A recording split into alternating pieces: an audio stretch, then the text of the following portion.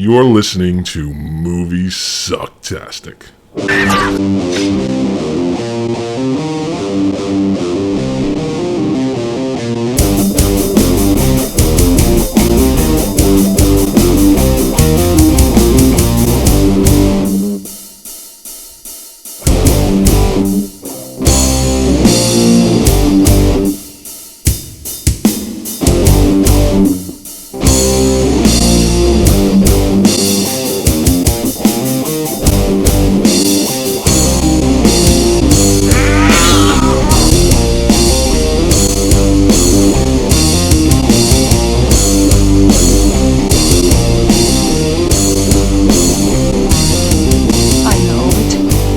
It all sounds like some bad movie.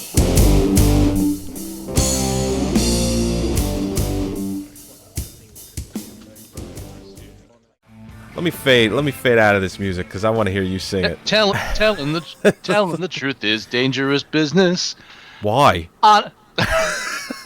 Honest and popular don't go hand in hand. If you admit that you can play the accordion, no one will hire you in a rock and roll band. Sing it, Joey. Dangerous truth. Dangerous truth. Come on. Dangerous truth. Dangerous truth. Dangerous truth. Come on. Sometimes it's good. Telling the truth is sometimes it's good. Telling the truth is bad news. Wait. My favorite. Telling the truth is a bitter herb. And then Dustin Hoffman comes in and goes, stop with the bitter herb. I never heard a hit song with the word herb in it. Yeah, lose the herb. Lose the herb. When you're on, you're on. When you're on, you're on. Yep. And they weren't on with this. No. Now, Ishtar is a famous bad movie. It is one of the most famous, if not the most famous. It is Heaven's Gate is another one. That's like this, where the budget gets out of control. It takes forever to make. The lead actors got Dustin Hoffman and Warren Beatty, and the director, Ellen May, I believe her name is. Elaine May? Yes, Elaine May. Just before they shot a frame, $26.5 million or $7 million or whatever it was given to those three before they shot a single frame. Mm-hmm. And now, there's a lot of when I challenge you to this, I had not seen this since I was a kid, and when I saw it as a kid, I didn't care for it, obviously, but I remember liking. I saw bits and pieces. When I was a kid. I was expecting to go into it, and this isn't that bad. I was expecting to be where we come out and go, it wasn't as bad. It's not really that bad of a film, right. And I was surprised that how bad it is, And here's the interesting thing. Before I play the trailer for everyone, the trailer, if you know nothing about the film, if you've never seen it, the trailer is actually a well-made trailer. And this is back in 1987. This is 24 years ago, 24-year-old trailer, where it's using a lot of the techniques that they still use today about how they sell a comedy. And it's pretty interesting. It's pretty interesting at how good the trailer actually comes off, and how watching this movie, and it's so bad, but you watch this trailer, or in this case, people will listen to it, you'll think it's a genuinely funny film because all of the scenes in the movie where the comedy, the dialogue is being given, it's cut short. It's cut in such a way where it's like, well, that's funny. I can see that's going to be a funny movie. And it's not. And I have to. You say it's a well-made trailer. I have to say that to a very long extent, it is a well-made film. It's not shoddily made. No. I mean it's not. Yeah, the budget is gigantic. Yeah, so they had the right equipment. As far and the cinematographer is fine. Is the same cinematographer. Here, I have his name. He's Vittore Storaro, and he's the same cinematographer that Warren Beatty uses for all of his movies, like Reds, and he used them on Dick Tracy, and just so plus he's made other films and I just can't think of them, but the cinematography is absolutely gorgeous. So as far as a good-looking film, there's no doubt about it. Yeah, so it's a good-looking movie. It was well made to an extent. Mm-hmm. So I just wanted to say that because when you say it's a well-made trailer, the trailer doesn't mask. Well, I mean, you any- can make any- you can make a shitty trailer. What? You can make a shitty trailer. Right, but what I'm saying is, I just wanted to say that, like, even though it's a well-made trailer, that doesn't imply that it's hiding a shoddily made film Right. to the extent where, like, the film's well made too. Mm-hmm. That's not where All the right. problem lies with the film. Right. All right. So I'm gonna play the trailer, and when we come back, we're gonna review this thing. All right. So sit tight. 3, 2, 3, 4, 4, 2, 3, and These men are pawns. I put a price of 20,000 dirham on their heads. Next, they will be hailed as the true messenger of God. They were just a couple of songwriters who came to Ishtar to break into show business. Easy boy, easy boy. What the hell's the matter with him? Is he blind? Well, yeah, he is, but he's in perfect condition. So how do they wind up on everyone's hit list? Your life is in danger. Behave normally. We have guns pointed at your back. No, don't put your hands up, you idiot. Oh, little darling. My little darling. I can't believe these men may control the fate of the Middle East. Oh, where are you? Do it.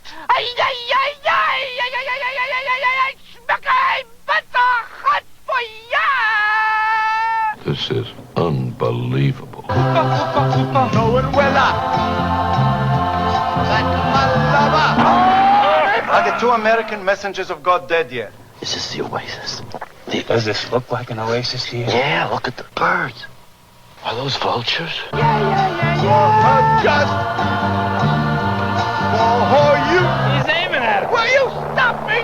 Paranoid! Run, Muck! They're trying to kill us. Warren Beatty, Dustin Hoffman, Isabella Johnny. Your girl? How did she get to be your girl? Only you. I think they're wonderful. Ishtar, written and directed by Elaine May. All right. That's the trailer. Tell him. Our best work. It's just terrible movie. Now I but have to admit, great trailer. yeah, good trailer. Now, Great trailer. now when I challenged you to Ishtar, Yes. I did not do any research as far as the availability of this film because I'm thinking it's Ishtar. Well, I'll get well, it. what's funny about that is when you did challenge it to me, I looked the same night. I always look when I get a challenge from you. It was available through Netflix streaming when it was challenged to me, and then magically it fucking disappeared. So then I'm thinking, well, I'll find it somewhere on DVD. It's never been released on DVD. No. Ever. And the most beautiful part about it, it was supposed to be released on Blu-ray. It was going to bypass DVD completely. Now, it's been released on DVD all throughout Europe. Right. But it was supposed to be released on Blu-ray In a director's cut. in a director's cut this past January of 2011. And when you look it up, it actually says, in parentheses, canceled. Because she, and I don't know why they canceled it, because she... She was quoted as saying that you're finally going to be able to see this film the way it's meant to be as far as the quality and the colors and all of that. Well, because Elaine May, she only handed over the film. She was in the process of editing and everything. They actually sued her. They threatened to take her to court. Yeah. Because they were so over date, and they were afraid they were never going to get it. And they just said, okay, give it to us now, or we're going to sue you for millions and millions and millions of dollars. Yes. And so technically, what you're watching is not a director's cut, to the extent where she wasn't able to film. Now I don't know what she's going to do differently. I want to see that. Considering that there is 108 hours of footage, you could nearly watch a completely different film. Right, which would because be possible. they were having so many problems on set. Because I actually in my notes. Yeah. I have lots of notes for this movie. In my notes here, they talk about Warren Beatty and Elaine May. They were good friends, and A lot of films together. Yeah, well, not necessarily together. I mean, he gave her the script for Reds, which he won Best Director for, and there was like this huge shock when he didn't win Best Picture because it came out in 1981 at a time where if you won Best Director, you won Best Picture. So it was like this huge shock. But she retooled the screenplay for him into an Academy Award-winning film. And they worked together on Heaven Can Wait. Yes, they worked together on Heaven Can Wait. So he wanted to give her Ishtar. This was his baby, but he wanted to give it to her because he was very good friends with her. And what ended up happening was just everything that could have happened. And there's a point in the notes that I have that they ended up getting to a huge fight on set about filming, about near the end of the movie where they have all of the action scenes with the helicopters and all of that shit, where she basically says to Warren Beatty, you want to direct it? You finish the movie. And Warren Beatty, being an experienced director, could have done that. And he decided not to call her bluff and say, okay, I'll finish the film, because it would have been more embarrassing than where it was at the time of production. Right. So there was a lot of problems. And from what I understand, their friendship has been completely strained since. They're not good friends anymore. Well, and they still defend the film. If you read interviews with Warren Beatty... I don't think Dustin Hoffman doesn't, I think. Warren Beatty does. I mean, if you there was an Entertainment Weekly article where they interviewed him about... They asked him for quotes on all of his films, and he pretty much says that Ishtar was a victim of critics reviewing the budget and not the movie, and that he still thinks it's a funny film and it was a good movie. Right. As a matter of fact, here, I have my notes here about it. One of the... who the fuck was it now? There's so many notes that I'm not going to be able to find it. But someone closely involved with the film, he was accused of feeding negative... negative... I read that. You know what I'm talking about? I know what you're talking about. I'll find that. He just kept feeding the media negative feedback about the movie. Because he was not a friend of Warren Beatty's, and he'd also had issues with Dustin Hoffman. David Putman. That's it. That's him. Yeah. So he was accused of just feeding negative feedback to the media constantly, and it worked. And he was a studio head, so he was like sabotaging the film from the Yeah, top. Warren Beatty did not like him at all. Right.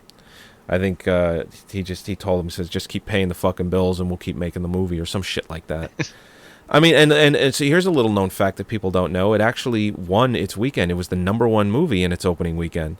It made $4 million, a little over $4 million, but because of the fact that it cost $55, it ended up only making $14 for its entire run. So it was a huge bomb. And those two had worked together before because Putman was a producer on Midnight Express. Oh, great movie too. So they'd worked together in the past, and whatever they didn't have in common must have been a working relationship. Right, and the film was released May 15th, 1987, and it was so many months behind. It was supposed to actually come out before Christmas of 1986. So, but let's get into the plot a little bit. It's these two terrible lounge singers. Oh, wait, I have to say one thing, though. Okay. Because after I found out it wasn't available on DVD... yeah. At one point, I'm like, I don't know. I'm checking everything I can, and I see IMDb has a link next to it. It says, if you go to IMDb Ishtar page... Oh, watch full movie. Watch now. I crackle. It's like, oh, great. Click it. Not available in your region. What? Yeah, because it was only released in Europe. It's like, and I have Crackle on my Blu-ray player, so I was like, oh, great, I'll just stream it through that. And no, not available in your region. But we were able to finally get a bad VHS copy. Oh God! It was actually so bad that sound only came out of the right speaker. It was the left channel was non-existent in this copy. But I interrupted you. Go ahead with the plot setup. Basically, it's two lounge singers who, before they actually meet, they're like Dustin Hoffman is doing weddings and bar mitzvahs and birthday parties and shit like that, and Warren Beatty is just kind of just notion the simpleton. Yeah, because the director said that she would love to have Warren Beatty play basically, like you said, a simpleton, be like the Bob Hope, because Bob Hope and Bing Crosby, they made movies together. Road movies. Where, yeah. Yeah, where Bing Crosby is, he's the suave ladies' man, gets what he wants, and then Bob Hope would play like the bumbling idiot. I'm going to get more into that later. Oh, okay. We're going to talk a bit about the comparisons between the two, definitely. Right. So Warren Beatty's character he's also a terrible writer and singer, but he's not actually, he moved to New York to kind of pursue it, but he's not really doing that. Like his wife or his girlfriend, it just completely hates the idea of it, thinks he's talentless, which he is.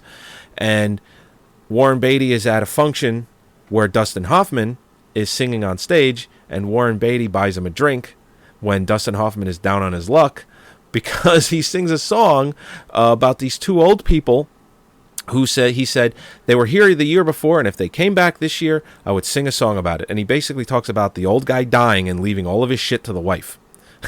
And Dustin Hoffman is like, I probably shouldn't have sang that song. And then in the corner, you see Warren Beatty signaling over. It's like, hey, I liked your shit. Come over here, we'll talk. And then the next thing you know, the next scene is them working on songs for hours together. Well, and then, of course, they become Rogers and Clark. Yeah. Which actually sounds like a good duet, a good sing. Like Simon and Garfunkel. Rogers and Clark sounds good, but they suck. They're absolutely awful. And then basically what happens is Dustin Hoffman is convinced that the only thing they need is an agent to be famous, so they get one, played by what's his face, Jack Weston. And he gets him a gig in Morocco. And basically what happens is they're down on their luck. They go into a bar and they have an entire flashback scene of how they meet. Right. Which and is that's one of the flaws. Completely of the film. Unnecessary. Completely unnecessary flashback. Yeah, it's one of the flaws of the film where flashbacks to tell backstory are only used when you really just can't figure out how to get the backstory into the film. Right. Oh, sorry. Whoa. I hurt myself. What's interesting is I didn't laugh once throughout the entire movie. Now, before that was weird, wasn't it? It was really weird not laughing, truly not laughing at anything, even all of the Charles Grodin stuff, who I love. Charles Grodin, not only is he great, he's the king, he's the funniest straight man you'll ever have. He does a funny straight man that is insanely funny, and he almost pulls it off in the film. Almost. Now that's, we'll finish up the basic plot before I get into that. I'll take over. Okay, go right ahead. So they get an agent. The agent sends them to Ishtar. They bump into this woman. Oh, there's a whole subplot with a map that will destroy the Middle East, and they bump into this. Right, and they're perceived as the two messengers of God. Right. It's totally. Anyway, there's the girl is played by Isabella Adjani, who her brother is the one with the map. Right. So they go to Ishtar in an airport. Through circumstances, they both end up meeting the girl, and then the CIA ends up meeting them because of that. So they get caught in the middle, and basically, you got me saying basically 5 times. Hey, what happened? I've only said it twice. What happens is all the world governments are trying to get these guys, including everybody. CIA. Who was the Ishtar? Is it the King of Ishtar? Is that what that was? Dictator. Some guy in a turban. They're all trying to get them for the map because if the map is released, it'll cause a Shiite uprising. Yes, it will. And so at one point, everybody's trying to capture them, and then after that, everybody decides that they're all trying to kill them. And then this is correct. It's all resolved at the end in a big shootout with a helicopter. Which is the CIA trying to kill the two of them and make it look like an accident, or that they were killed by gun runners. Yeah, right, exactly. So it's the setup. Now here's where do you want to go with this? There's 8 different ways we can go. There really is. You mentioned the humor. I didn't laugh once. Right, and I remember an hour into it, I thought to myself, "Holy, I'm not laughing." Now. It's not that I actually watched this on my commute home. I hit a lot of traffic when I come home from work, and I watched, I'd say about 75% of it on my commute home, and I'm looking for laughter when I'm sitting in that much traffic. And believe me, if there was anything funny in this movie, I would have laughed because of the circumstances of me being in traffic. It would have made me happy. But I truly did not laugh once during this movie. The weird part is there is funny in the film. It's in there. It's in there somewhere. Well, before anybody goes out and watches the film, just read all the quotes on IMDb. You would think, just based on the quotes, you're going to end up watching a genuinely funny movie. But you're not. Now, you're really not. I'm going to jump to I think had the most potential to be funny in the film, besides Charles Grodin, was the camel scene. Yeah, the blind camel. Basically, what happens is, which I have a tidbit about that. I said basically again. What happens is the girl tells Warren Beatty, "Go to the market, find a man named Muhammad, and use the password. I want to buy a blind camel." So the joke is, of course, he goes to the market and says, "Muhammad," and 18 guys turn around. Yes. He's like, "Oh, that was easy." And he grabs the first one, and then he ends up actually buying a blind camel. Right. Now, that is funny. It is funny. But somehow, the way they pull it off, the way they do it, the lead up to it, and then the result of him having the camel, they just somehow, and I can't even figure out how they did it. They managed to do it where you don't find it amusing, where it's just you really don't. It's telegraphed a bit too much, and when it happens, you're like, oh. And so then later, when Charles Grodin goes, no, the camel's blind, it should be a great laugh line, and the reaction should be a great laugh line, and it's not. Yeah, and the way they insert this camel into the film, where Dustin Hoffman it's like, "Hey, what is this camel blind?" And he's like, "Yeah, he's blind, but he's in perfect condition." And the scenes that come along with that of Dustin Hoffman talking to Warren Beatty while this camel is just moaning in the background. That was the closest I came to laughing. But the problem is it's so constant and it goes on for so long that it eventually just becomes annoying. And any point of you thinking that it's funny completely is gone and diminishes. I like that because they didn't do that on purpose. It was just the camel wouldn't shut up. Yeah, exactly. That's why. And they probably... Like, for instance, the director, from what I read, is a consummate perfectionist, much like Warren Beatty and Dustin Hoffman, to the point of Kubrick status, that the scene in the desert where the buzzard lands near Dustin Hoffman, from what I understand, they took 100 takes to do that. Now, that might be a reason why it didn't work, because before that, she what did she do? She... directing wise, she did I was looking at her actress credits, so I lost that. Right. She hasn't directed a film since Ishtar, she by the way. did A New Leaf, which was a comedy. Right. Walter Matthau. Then she did The Heartbreak Kid, which is a very popular film. Yes, it is. And that was successful. Mickey and Nicky, which I've never seen. Okay. It's like a little what do you call it, Peter Falk film. Okay. But I just have a feeling, maybe it's because she had a bigger budget. Maybe she was more of a perfectionist on that than on previous films. And speaking of the budget, $26.4 million before they shot anything. And what was the budget on Reds? You don't have that yet. I don't have it in front of me. But she didn't. She didn't direct Reds though. She just wrote the screenplay on that. She just helped out with the screenplay. But films back then generally didn't cost $50 million in 1987. And also, let's underline too that between Heartbreak Kid or Mickey and Nicky, you're talking over a decade between the direction of both of those. Exactly. Or at least a decade. 87 is the release date, so give it a year or two. So it was like a decade between the two. Maybe she became such a perfectionist, because the thing with comedy is you can't be a perfectionist for comedy, because comedy is fluid. It's just timing. Yeah, it's timing, and you can't control everything in like a comedy. You have to let it happen. That was another problem with the movie. The timing with the comedy in the film was terrible. The timing in the whole the camel, for example, I'll tell you right now, as far as fixing the film, the camel should have come up earlier in the film. The camel should have been reoccurring.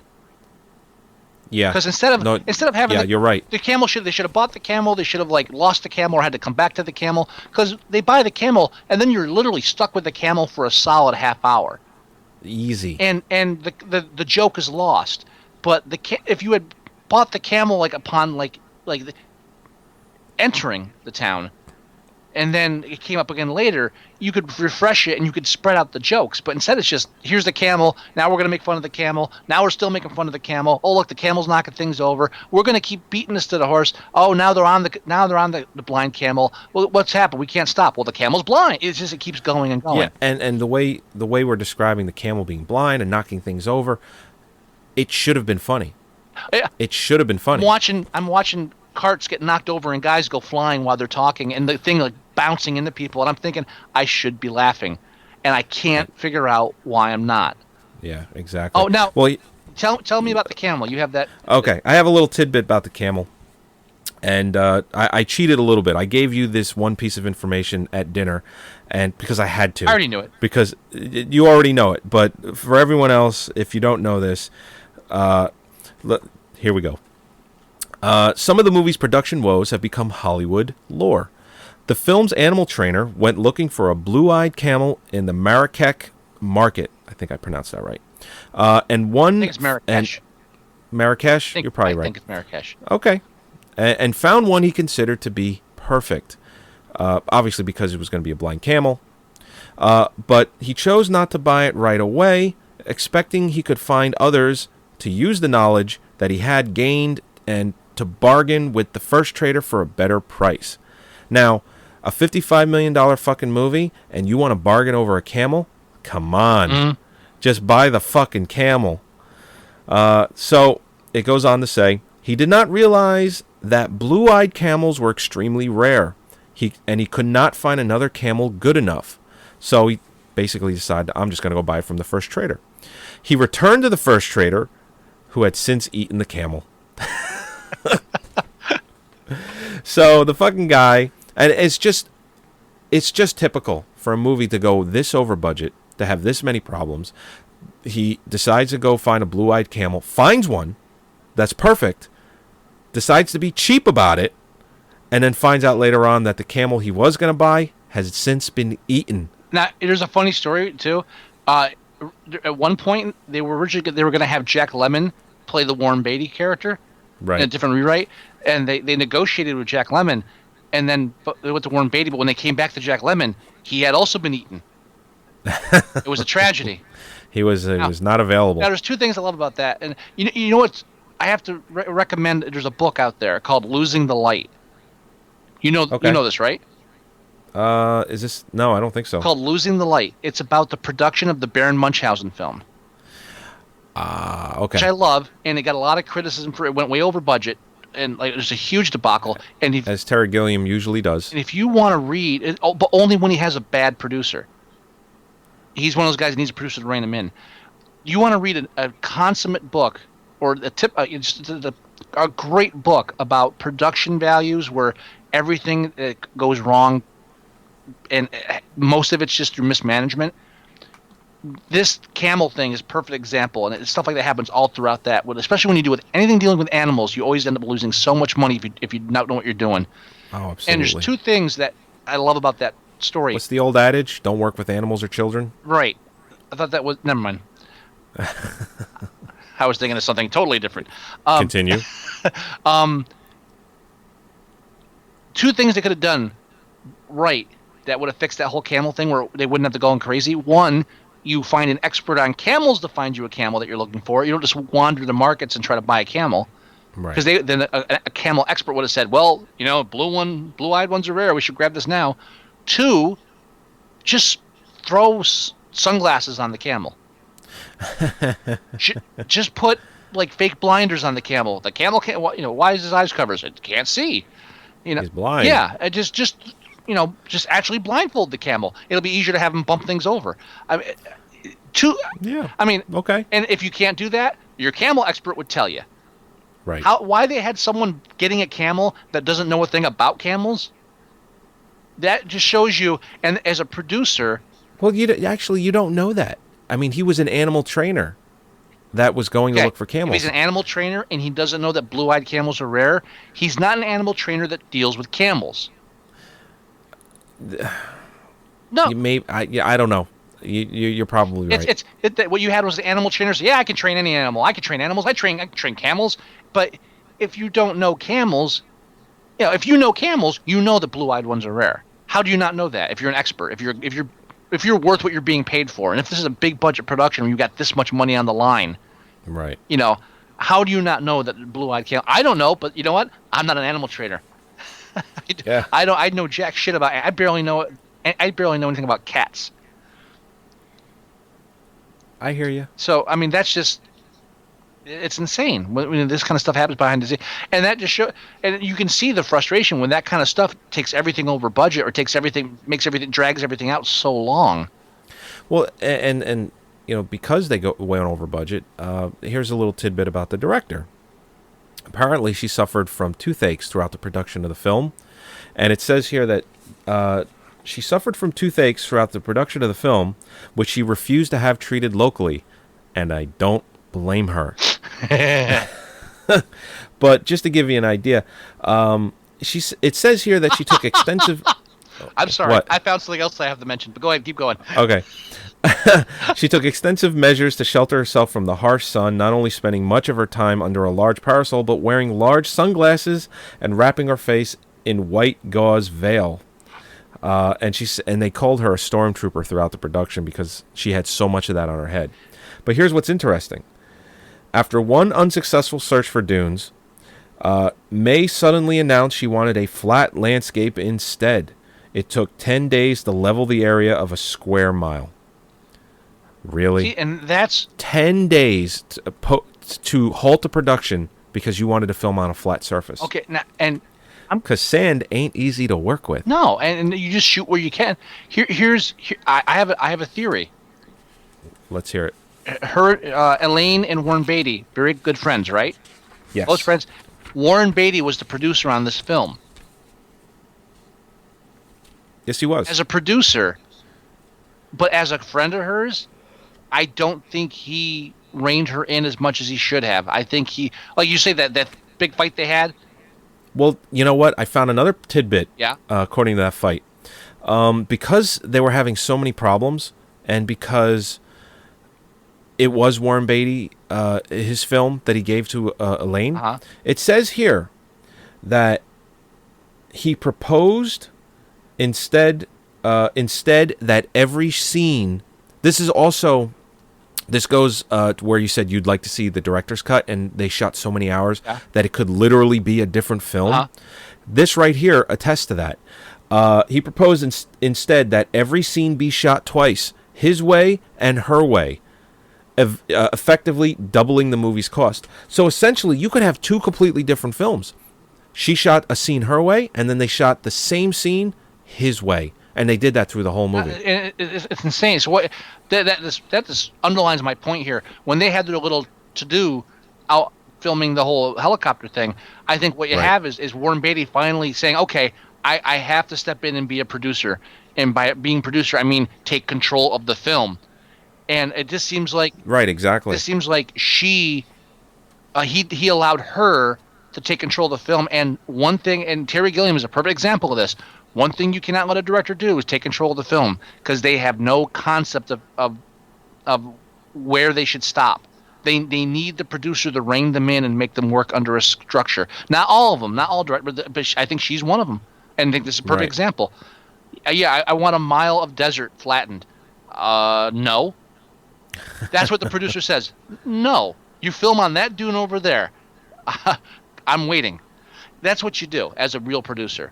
And I think by the time he put his foot down and she called her, and again, she called his bluff. He said, all right, then you direct it. It's like, oh, I don't want to do that to her. You know, and he only hurt her. You can see in the long run. She never directed again.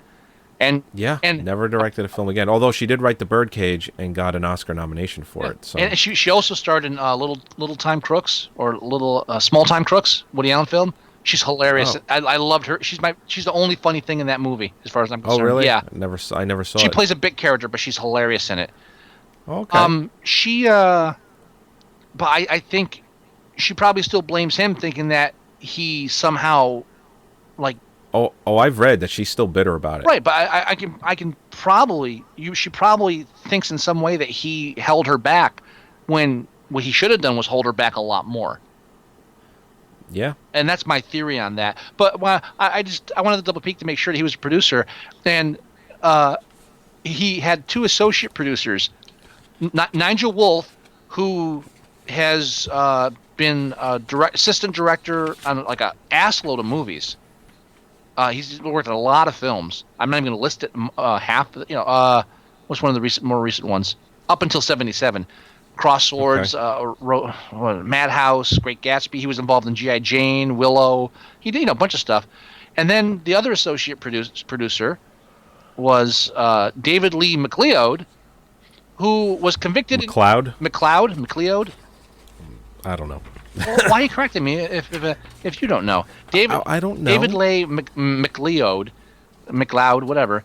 Who in 1993 was convicted in absentia by grand jury in taking 6 boys across state lines to have sex with them. Oh. That's why I laughed out loud. You're talking about. I was like, oh, he's a kid toucher. Oh. I bet you he had fun in Morocco. I bet he did. Him and Gary Glitter. Oh, holy shit! Now you know why they blinded the camel. Yeah.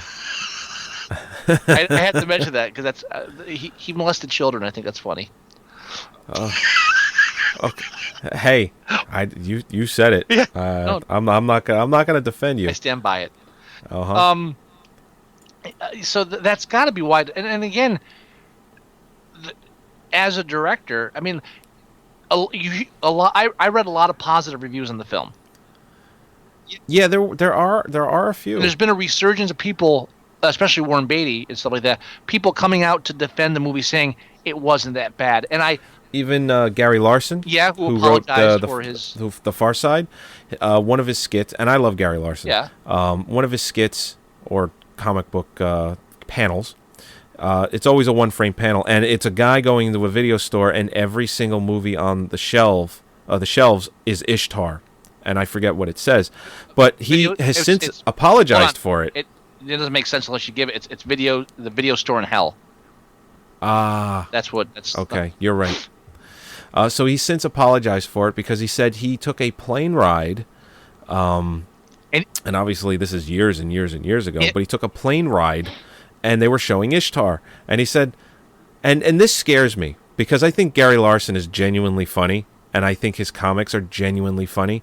And he said, I apologize because I'm watching this movie and I think it's a genuinely funny movie and I'm laughing and I'm sorry. It's like, no, what, were you on something? And I understand where he's coming from. And because he also mentions, too, that he had never seen Ishtar when he wrote the cartoon. It was just, right. And I know where he's coming from and I know where all the positive reviews are coming from. They're misguided, but I understand where they're coming from. When you hear all the vitriol and all the negatives and it's the worst film ever, and all these reviews say, but these critics were reviewing the budget, not the film. You are correct. No, they were. All the hype around Ishtar being a bad movie, all the hype about being the worst film and all this and that. It was number one the opening weekend, the box office. Yeah, it made number one. It beat out the movie The Gate. By $100,000. Yeah, and it's not in the top 20 biggest losing films ever. It's not in the top 20 of those. No. It wasn't really a huge. Heaven's Gate is. Yeah, it's not Heaven's Gate. It's not a huge disaster, but the hype leading up to it and the leaked stuff that happened and all that, it really fed the critics to review it as a negative film. So the backlash of that saying, yeah, it didn't deserve all the crap it got, I agree with that and I understand it. But at the same time, it's not a good movie. No, it was terrible. Yeah. It from beginning to end, the way the movie opens is the way I opened our show, is with them telling the truth. Telling the truth. Telling the truth. And it's literally that for a minute. Uh-huh. It's literally, and where I cut it off, where because I just thought it was funny, just like, telling the truth is dangerous business. Why? Yeah. But then they continue. Yeah. I didn't go the whole. It's actually longer. And I also think too, the making of that part, they're all involved in the filmmaking, and they're all thinking of it as a film. You can film yourself and entertain yourself on screen. Sometimes you can lose sight that. Yeah. What we as a small group of people who are entertaining ourselves think is funny isn't necessarily going to sell to the general public. Right. And they might have been blinded by that. I think because they were kind of, if Warren Beatty and Elaine were so close to on the film, and he's producing it, she's directing it. Dustin Hoffman's like really in there. I think they might have lost sight that they weren't trying to entertain themselves; they were trying to entertain everybody. Yeah, and that's the only. It's just it's the only thing only reason I can think to explain why a film that's potentially funny has really great actors in it, has talented people involved, and everything just falls flat. It couldn't have been a more colossal failure. As far as everything, as a comedy, as far as the timing for the comedy, as far as the dialogue being delivered, it's just terrible, absolutely terrible. Once again, I will say, when I'm not laughing at Charles Grodin, there's something wrong. Yeah, one of my favorite, if not my all-time favorite Charles Grodin film is Midnight Run with Robert De Niro. I still have to go with it's one of my favorite Chevy Chase films too. Seems Like Old Times. Yeah, that's a good one. Yeah, great film. But young Charles Grodin. The young Charles Grodin. This is a young Charles Grodin in this, and like at the end when he's talking to the president on the phone, what? We did not shoot at 2 American soldiers. No, we did not. I will get right on top of that. I will find out. Who said that? Who told you that? I mean, who told you that? It's like the typical perfect Grodin delivery. Yeah. And by that point, you're just so numb by it. And you know what? I have a perfect example of where the film really loses the humor. Where's that? And here's all right. Can I approach this from the comparison to the Bob Hope, the road movies? Go ahead. I read one review. You read a couple reviews. I read one positive review that said this film is often compared to those, but it shouldn't be because it's different. And I don't want to mention the name of the person who reviewed that because he's an actual critic and stuff, and he's completely full of shit. And he's blinded by his hatred of the. And again, I understand why. You have so many people dumping on this film just because of the budget. It's like you want to defend it, but he's blinding himself to the fact that this film, when you watch it, you cannot deny it was meant to be a takeoff on the road movies.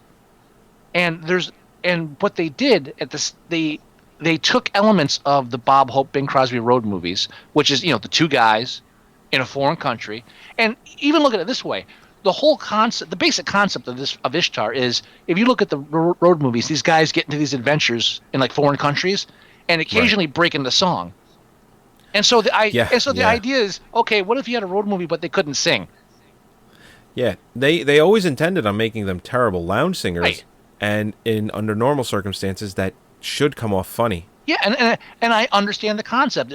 I can almost see them sitting around thinking, yeah, what if you did Bob Hope and Bing Crosby, but what if they couldn't carry a tune? And they just broke into a random song, and that would be funny just because they can't sing. So making them lounge singers is a great idea. I think making them struggling lounge singers that aren't working was a bad idea. I think they should have been working. Okay. And like this was just like a big break, or not even a big break, but just like now our agent's sending us here. Instead of because after they do the gig in Morocco, they're a huge hit. Yeah, they're doing well. They love them. So I think making them failures until they get there is misguided. They should have just been, okay, this is the norm for us. We're always going to weird places, and our agent's always screwing us over by getting us these shitty gigs. But like his agents, like their agent says at the beginning, you're old, you're white, you're guys, you're not going to break in. You're not Simon and Garfunkel. No. You're not. So, but then, what they by trying to do a road movie, they took too many departures from what is a time-tested structure format. The biggest problem is the female lead, who is the romantic interest of both main characters, is mistaken as a boy both times. Yeah, which is total bullshit. And is heavily dressed, so you can't see her at all. She shows her boob in one scene, which was horribly unfunny. Yeah, and it wasn't even sexy. There was something almost like a violation in that. I almost felt like it was weird. It was like I felt bad for her. And even the line that the Hoffman delivers, I was like, "Oh, look what you have there." Yeah, it should have been funny. But here's the other problem too, and that's a major problem. those two characters, there's a major flaw that prevents you from really taking the character seriously. I believe that their intention was they wanted to make these two guys likable. Right. They wanted to make these guys lovable. Like, we want them to be liked by the audience. The problem is they were too likable in the sense that when you had Bing Crosby, Bob Hope, they're both womanizers. They both get in trouble, but they're always backstabbing each other. They're always taking swipes at each other. And one of them's like in some way, like Bing Crosby's kind of the straight guy. He's still funny, but he's still the straight man, and there's still superiority to it there. Right, right. So when you take Dustin Hoffman and Warren Beatty, they make them equals, and where they're both clueless to the fact they're talentless. They're both kind of stupid. They're both Warren Beatty's more dumb, but you're right. More dumb, but they're both clueless enough where they're both falling for stupid shit. So making Warren Beatty a bit dumber is like a cheat. They're both naive and innocent, right? Oh, well, even when the helicopter, they think they're getting saved, and the guy, he's got a gun, and he's waving, and Warren Beatty's like, yeah, he's got a gun. And then Dustin Hoffman's like, stop being paranoid. Yeah, that was a good exchange, and it should have been funny. But, it wasn't. But what happens is these guys are so gullible and so naive and so innocent that you really don't, there's nothing really driving you, and there's nothing engaging with the characters. You don't even feel bad for them. Well, I mean, there's nothing engaging. There's nothing where, like, I want to see what he does next. It's just, now what's happening? Right. And it's just, by trying to make the characters too likable, there's really nothing interesting about them. No, there isn't. Yeah, you're right. I think that's a major flaw in the film. Now, when they're walking down the street in New York, it flashes in my mind. How different would the film be if they at least changed the dynamic a bit, where Dustin Hoffman should have been playing Rizzo? I'm walking here. Yeah, he should have been that kind of street smart. Well, originally, it was requested, and they fought for it, that the whole movie would take place in New York City. Did you know that? But then where would the blind camel come in? It wouldn't have. Okay. It would have been better for it. It would have been. But obviously they didn't get their wish, so they ended up shooting in Morocco anyway. But it was initially recommended. You know what? I wouldn't be surprised if there was. What would the plot have been then? That's a big. It's departure. Huge difference. Yeah. It still would have been unfunny. But it would have taken place completely in New York. But maybe it wouldn't have, because maybe that would have changed the dynamic of the film, and maybe they wouldn't not have been making a road movie. So Elaine would not have been trying to make this road movie, and at the same time try to reject. You never know. It just seems weird. That's bizarre. But if he had been more street smart, and Warren Beatty's character was like, okay, yeah, I'm not street smart, but still, I'm still a guy. I'm not stupid. I can tell a girl when I see him, and it's just he was too lovable. They're both trying to be too lovable. Well, yeah, when Warren Beatty has the encounter with her, and he's on the ground with her, and he's got his hands on her chest to help her up, he goes, "Are these breasts?" Yeah. Oh my God, you're so soft. And again, should have been funny. And just something there, and also Charles Grodin's character. Right. If this almost counts as taking out the trash, Charles Grodin's character. Well, perfect example. When they first leave, after they're set up where Hoffman is working for the CIA, and Beatty's working for the Arabs, or whatever, Shiites. I forget which. Shiites. What? Yeah. They're being tailed by everybody. So everybody's looking for them. Now, what they do in the film doesn't work. They're all bumbling.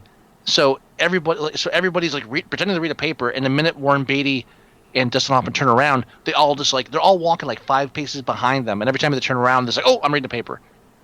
That's good for a Three Stooges routine. For a $50 million, whatever budget it was, $55 million film. By making the governments just as bumbling, it cheapens the comedy. So you got all these guys walking around acting like, I don't know how to tell somebody without being seen. Well, like Matt Frewer. Yeah. Where he's just like, the guys in the Bermuda shorts. I've seen those agents before. I was so happy I saw Matt Frewer, too. I was like, it's Matt Frewer! Right, and then he's like, his partner's like, well, what about the people in Hawaiian shirts? He goes, those are tourists. Yeah. Again, to me, that was as close as funny as it got. Should have been a funny line. But it should have come off really funny, but it wasn't. But when all these government CIA agents that are tracking them are so inept, it detracts from the... You know what's a good example? The In-Laws. The original or the remake? I've never seen the remake because... I'm afraid to see it. I know better. The original, obviously. The guys are, like, they're a bit off.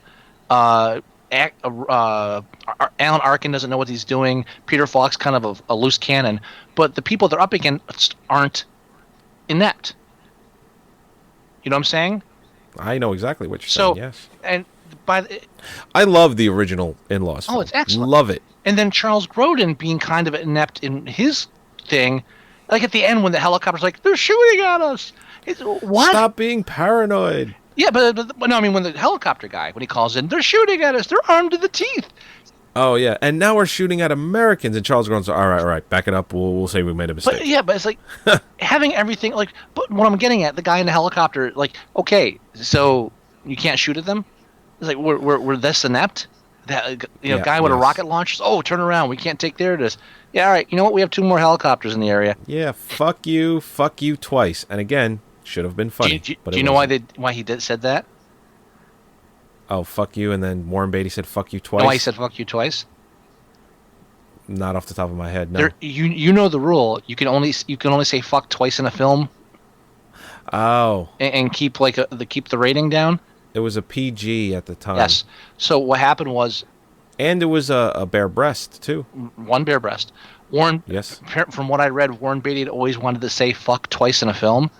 Oh, but really? Dustin Hoffman had a fuck in there. So instead, Warren Beatty said fuck you twice. So technically, it's 2 fucks in there. Don't know if it's true. That's what I read. That's funnier than the actual delivered scene. Like if we had watched Dustin Hoffman and Warren Beatty come out of the hotel and we watched them being followed by all these people, and you could have made it funny just on the aspect of, Jesus, there's like 80 people following these 2 guys. That's funny in itself. But when you turn it into like a slapstick comic routine, it's not funny anymore. And Charles Grodin, Charles Grodin should have been the guy using these 2 guys to do everything he wants to do, kind of like in Hanky Panky, or I think Hanky Panky is a great example, the Gene Wilder film. Yes. Oh, yeah. That's the one where he's on the train. He sees the person murdered. Yeah, and Gilda Radner. No, you're not Silver Streak. It's not on a train. No. Isn't there... which one am I thinking? I think it's Silver Streak. Is it Silver Streak? Train, yeah, that's Silver Streak. Hanky Panky still sees a murder, but it's and he's in the city. But in that thing, like by the end, he finally meets the government agent. And he's like, "Yeah, we knew you guys were innocent all along. We've been following you because we can't approach this guy." See, they were using him the entire time. That's a remake, by the way, which I didn't realize till recently. I got to see the original Hanky Panky. I didn't know it was a remake. Oh, really? Yeah, I always loved that. I didn't know. I always loved that film. So but Charles Grodin should have been that guy. It should have been where he's manipulating everything because he can't get close to the map or whatever they want to use, because the map was a dumb idea. So, yeah, and then that whole promised 2 prophets, whatever, in the map is so like Romancing the Stone or the sequel one. What was the one? Jewel of the Nile. Jewel of the Nile was the sequel. That kind of crap. But Charles Grodin should have been manipulating everything, and at the end, like, yeah, well, it all turns out, or whatever, or finally backfires at the end. But having Charles Grodin as inept throughout the film too, it's just there's no when the only person that's really not inept is the boyish girl that everybody's falling for. There's no anchor to reality that let the humor come through. Very true.